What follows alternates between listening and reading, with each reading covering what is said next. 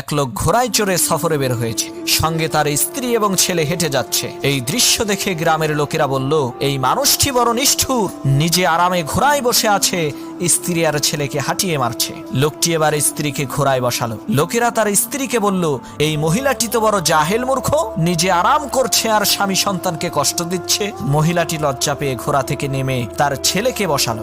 ঘোড়ার পিঠে তার ছেলেকে দেখে লোকেরা বলল, এ তো ভারী বেয়াদ্দব ছেলে, নিজে জোয়ান মানুষ ঘোড়ায় বসে আছে আর মা বাবাকে কষ্ট দিচ্ছে। এবার লোকদেরকে খুশি করার জন্য ছেলেটিও ঘোড়া থেকে নেমে গেল। খালি ঘোড়াকে হাঁটতে দেখে লোকেরা বলল, এ তো বোকার দল, পালাক্রমে একজন করে ঘোড়ায় উঠলেও তো তারা শান্তি পায়। তারা লোকদেরকে খুশি করার কোনো উপায় না দেখে তিনজন একসাথে ঘোড়ায় চড়ে বসলো। লোকেরা এবার বলল, এরা তো বড় নাফরমান, বোবা প্রাণীকে কষ্ট দেয়। এবার তারা সবাই ঘোড়া থেকে নেমে উল্টো ঘোড়াকে কাঁধে নিয়ে চলতে লাগলো। তবুও লোকজন খুশি হলো না।